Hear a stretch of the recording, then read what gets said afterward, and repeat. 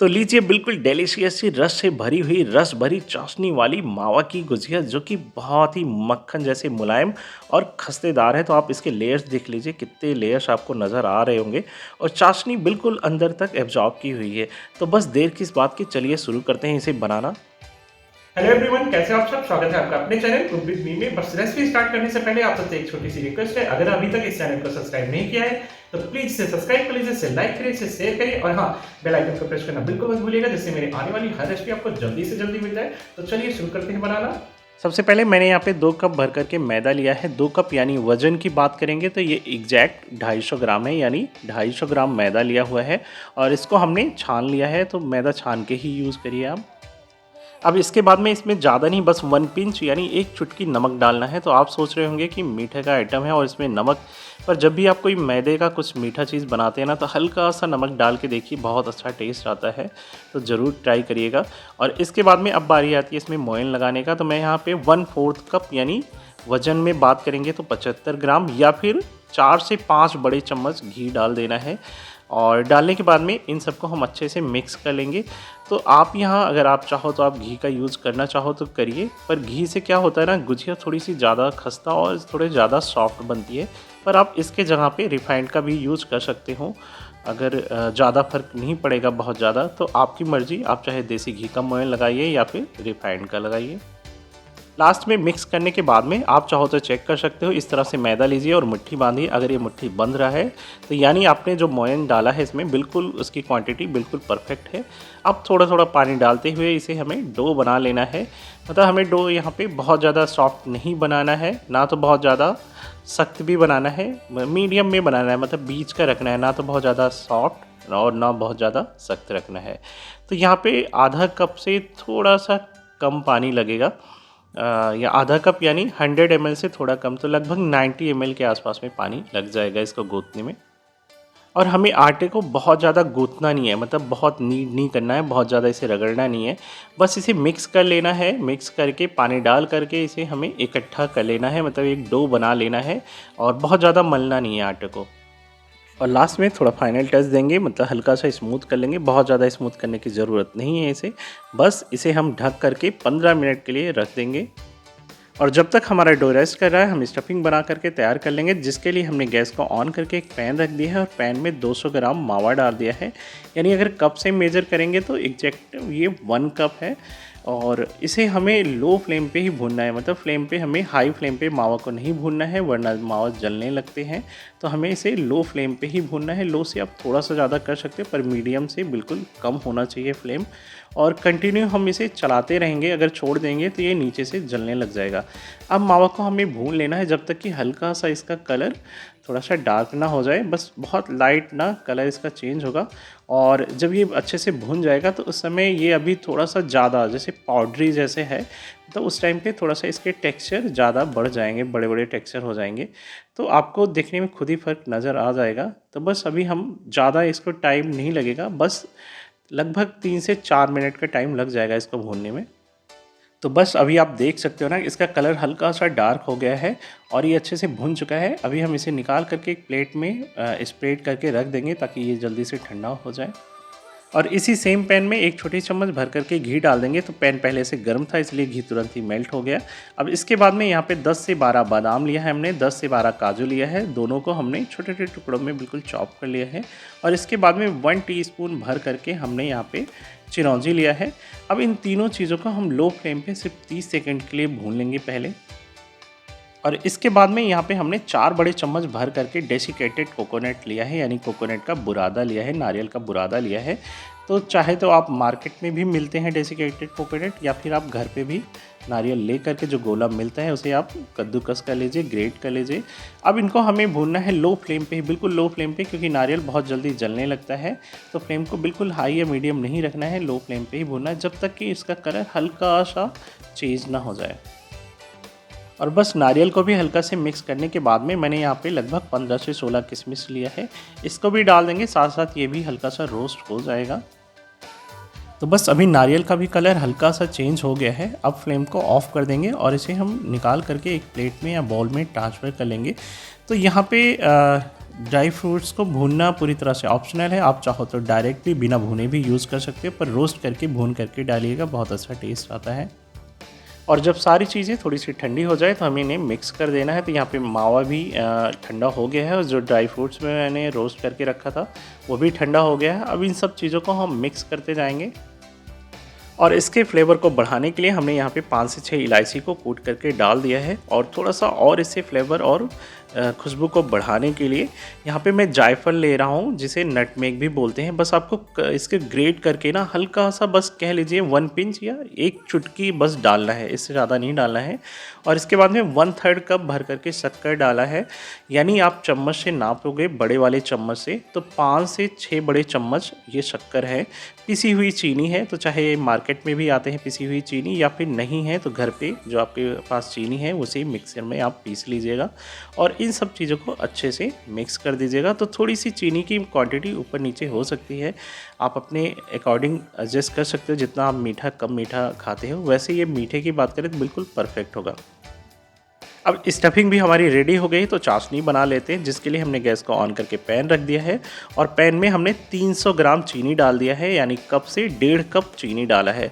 तो जितना हमने चीनी डाला है उतना बराबर मात्रा में हमें पानी का यूज़ करना है। 300 ग्राम चीनी है तो 300 ml पानी डाला हूँ, 1.5 कप चीनी है यानी 1.5 कप पानी डाला हूँ। अब इसे हम फ्लेम को यहाँ पे लो टू मीडियम पे सेट कर सकते हैं और चीनी घुलने तक हम कंटिन्यू चलाते रहेंगे। और चीनी अच्छे से घुल चुकी है। अब यहाँ पे कलर को थोड़ा सा अच्छा लाने के लिए मैं यहाँ पे लगभग 20 से 25 केसर के धागे यूज़ कर रहा हूँ इसी स्टेज पे, ताकि इसका कलर अच्छे से आ जाए। और इसके बाद में हमें चाशनी को लो टू मीडियम फ्लेम पे 4 से 5 मिनट के लिए पका लेना है। तो हमें कोई भी 1 तार की 2 तार की चाशनी नहीं बनाना है, बस हल्की सी से गाढ़ी करनी है। मतलब हाथों से जब टच करेंगे ना, जैसे शहद जैसे चिपचिपा सा फील होना चाहिए। तो टाइम आपके अकॉर्डिंग वेरी कर सकता है, सबके फ्लेम की इंटेंसिटी अलग अलग होती है। तो आप हाथ से टेस्ट कर लीजिए, बस आपको थोड़ी सी ये चिपचिपी हनी जैसे जैसे शहद होती है उतनी चिपचिपी बनानी है हमें। तो 1 तार की चाशनी बिल्कुल भी नहीं बनानी है। तो बस आप देख सकते हैं ना कि कितना बढ़िया कलर आ गया है चाशनी का। केसर ने सारे कलर छोड़ दिए हैं और चाशनी भी गाढ़ी हो चुकी है। अब लैडल से थोड़ी सी चाशनी बाहर निकालिए और जो लैडल में लगा है ना उसको थोड़ा ठंडा करके हाथ से टच करके देखिए। तो इस तरह से देखिए, अब कोई तार नहीं बन रहा है, बस आपको देखने से पता चल रहा होगा कि चिपचिपी सी हो रही है, मतलब हाथों में चिपक रही है, हल्की सी उठ रही है। तो बस चाशनी रेडी हो गई है, फ्लेम को ऑफ कर देते हैं। और यहाँ पे मैं लगभग 2 से 3 बूंद नींबू का रस डाल दूंगा, जिससे क्रिस्टलाइजेशन ना हो। और इसकी फ्लेवर को बढ़ाने के लिए मैं 2 ड्रॉप बस केवड़ा वाटर डाल दूंगा और इसे उतार करके साइड में रख देंगे। तो बस डो को भी रेस्ट करते हुए लगभग 15 मिनट से ज़्यादा ही हो चुका है। अब इसे आप देखिए तो कितना, मतलब आपको ऐसे ही लग रहा होगा, इतना लेयर से दिख रहा है इसमें। तो बस अपने साइज़ के अकॉर्डिंग, जितने साइज़ का आप गुजिया बनाना चाहते हो उस साइज़ के अकॉर्डिंग छोटे छोटे टुकड़ों में तोड़ करके रख लीजिए। और अब एक एक पोर्शन लीजिए। तो पहले रोल करके छोटा सा बॉल बना लीजिए, उसके बाद में फ्लैट करके बेल करके आप इसे पूड़ी बना लीजिए। तो इसको बहुत ज़्यादा ना तो मोटा रखना है, ना तो बहुत ज़्यादा इसे पतला रखना है। तो मीडियम में रखना है, मतलब जैसे रोटी होती है ना, थोड़ी सी हल्की सी थिक, उतना ही रखना है। और अगर आप सारी पूरियों के एक साइज़ के बेल सकते हो तो ठीक है, नहीं तो आप एक कोई भी प्लेट ढक्कन एक साइज़ का आप सेट कर लीजिए, ताकि सारी गुजिया आपकी एक ही साइज़ की बने। तो मैं एक प्लेट की हेल्प से इसे सारी पूरियों को एक ही साइज़ का सारी गुजिया को बनाऊंगा। कट कर लीजिए। कट करने के बाद में चाहे तो आप इसे हाथ में ले लीजिए पूरियों को, और बिल्कुल सेंटर में 2 छोटी चम्मच भर करके स्टफिंग रख दीजिए। और स्टफिंग रखने के बाद में पूरियों के चारों तरफ हल्का सा पानी लगा दीजिए, जिससे क्या होगा कि हमारे ये जब गुजिया बनाएंगे, इसे फोल्ड करेंगे, जॉइन करेंगे तो अच्छे से चिपक जाएगा और हमें फ्राई करते समय इसे खुलने के चांसेस बहुत कम हो जाएंगे। तो इसके बाद में चारों तरफ इसे लगाने के बाद में इस तरह से एक अंगूठे और उंगलियों की हेल्प से हमें इस किनारे को बढ़िया सा प्रेस करके अच्छे से दबा के चिपका देंगे, ताकि ये बिल्कुल भी खुलने की बिल्कुल कोई हिम्मत ही ना करे फ्राई करते समय। तो आपको अच्छे से इसे जॉइंट कर देना है, बढ़िया से दबाना है आप किनारे को ना, जो जॉइंट का पोर्शन है अच्छे से आप जॉइंट कर लीजिए। और इसके बाद में अब इसे आप चौके पे रखिए, या जो भी बोलते हो आप इसको।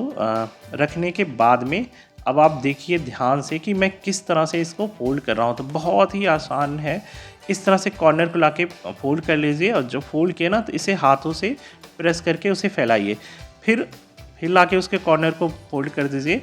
और फोल्ड करने के बाद में फिर उसका जो साइज़ बड़ा है फिर ला करके मोड़ दीजिए। तो फिर ऐसे ही फोल्ड कर दबाइए, फोल्ड करिए, फिर इसे प्रेस करिए, फिर जो साइज़ बढ़ गया ना फिर ला के इसे मोड़ दीजिए, चिपका दीजिए वापस। फिर ऐसे ही पूरे में आप रिपीट करके, तो बहुत इजी है इसे फोल्ड करना। और आप देख रहे होंगे ना कितनी अच्छी सी डिज़ाइन बन रही है, पतली पतली सी। तो बस इसी तरह से आप बनाते जाइए और लास्ट में जो कॉर्नर पे बचता है उसे भी अच्छे से आप सील कर दीजिएगा, ताकि कहीं से भी बिल्कुल लीक होने के कोई चांसेस ना रहे। तो बस फाइनली देख लीजिए अब कितने अच्छे से सील हो गया है। अब एक और करके दिखा देते हैं आपको।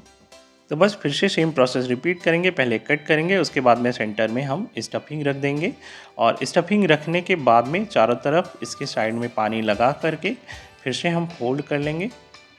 और आप चाहो तो इसे किसी सांचे में भी बना सकते हो, बट अगर आप चाशनी वाली बना रहे हो तो जो हाथ से फोल्ड करके बनाते हैं ना वही देखने में ज़्यादा अच्छा लगता है।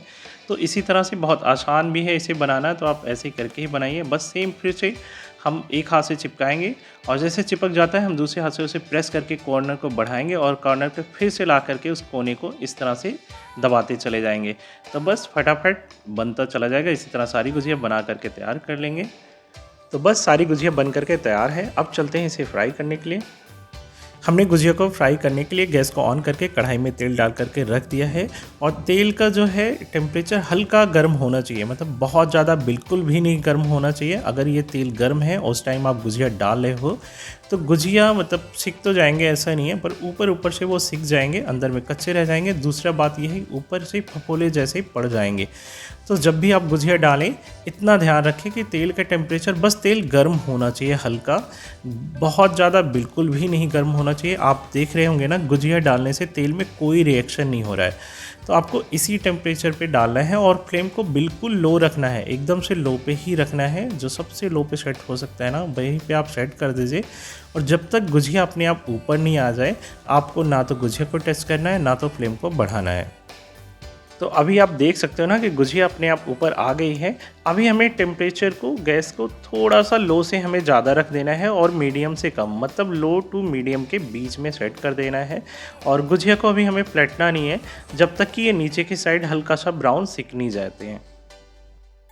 तो अभी गुजिया जो है नीचे की साइड से हल्का सा ब्राउन हो चुकी है। अब एक एक करके आराम से हम इसे टर्न कर देंगे। तो बस आप इसे बहुत हल्के हाथों से टर्न करिएगा, क्योंकि इस टाइम पे गुजिया बहुत नाजुक हो गई होती है, फटने के भी चांसेस रह सकते हैं। तो बहुत आराम से इसे बचा बचा के हम टर्न कर देंगे और इसे भी हल्का सा हम लाइट ब्राउन हो जाने तक सेक लेंगे। और जैसे दूसरी साइड भी लाइट ब्राउन हो जाता है हम गुजिया को चारों तरफ पलट पलट के एक जैसे कलर हल्का सा गोल्डन ब्राउन होने तक सेक लेंगे। तो अभी आप देख सकते हो ना गुजिया का कलर बहुत बढ़िया आ गया है, सुनहरा कलर बिल्कुल अच्छे से। अब हम गुजिया को निकाल लेते हैं एक एक करके और दूसरे शिफ्ट में हमें फ्राई करने के लिए पहले गैस को हम बंद कर देंगे 4-5 मिनट के लिए, ताकि टेम्परेचर इसका डाउन हो जाए। तो अभी गर्म तेल में हम बिल्कुल भी फ्राई नहीं करेंगे और इस गुजिया को हम चाशनी में डिप करेंगे। जब तक इसे चाशनी में डिप करेंगे तब तक ये तेल ठंडा हो जाएगा दूसरे शिफ्ट में फ्राई करने के लिए। और गुजिया को जैसे हम फ्राई करके बाहर निकालते हैं हम गर्म गर्म ही चाशनी में डिप कर देंगे। तो चाशनी भी हमें गर्म होनी चाहिए। अगर चाशनी ठंडी हो गई हो तो हम फिर से गैस को ऑन करके चाशनी को भी गर्म कर लेंगे। और बस हमें टोटल गुजिया को 4 से 5 मिनट के लिए डिप करना है। बस 2 मिनट के लिए एक साइड और 2 से 3 मिनट के लिए दूसरी साइड। तो पहले हम एक साइड इसे 2 मिनट के लिए रहने देते हैं। बस 2 मिनट बाद में हम इसे दूसरी साइड टर्न कर देते हैं और यहाँ भी हम 2 से 3 मिनट के लिए इसे डिप रहने देंगे। तो बस इसे 4 से 5 मिनट के लिए हमने डिप कर लिया है। अब सारे गुजिया को हम बाहर निकाल लेंगे क्योंकि ये अच्छे से चाशनी पी चुकी है। तो बस लीजिए, बिल्कुल डेलिशियस सी चाशनी से भरी गुजिया बन करके रेडी हुई है और बिल्कुल खस्ता सी और सॉफ्ट सी बन करके तैयार हुई है। तो मैं आपको एक फोड़ करके दिखाता हूँ इसे। तो ये देखिए बिल्कुल कितनी सॉफ्ट है, आपको भी लग रहा होगा कि कितनी आसानी से ये कट जा रही है। और आप इतना अभी आपके दिखाते हैं कि इतना लेयर्स है, इतना खस्ता बनी हुई है कि कितने लेयर्स है। ये देखिए मतलब लेयर्स कितने हैं और चाशनी बिल्कुल अंदर तक गई हुई है, क्योंकि स्टफिंग आप देखिए कितना मॉइस्चराइज है। तो अंदर तक चाशनी बिल्कुल एब्जॉर्ब की हुई है और बिल्कुल इतनी सॉफ्ट मक्खन की जैसी ना। तो बस आपसे एक रिक्वेस्ट है, अगर अभी तक इस वीडियो को आपने लाइक नहीं किया तो वीडियो को लाइक कर दीजिए और चैनल को सब्सक्राइब कर लीजिएगा। मिलते हैं नेक्स्ट वीडियो में एक नई रेसिपी के साथ में, तब तक के लिए बाय बाय।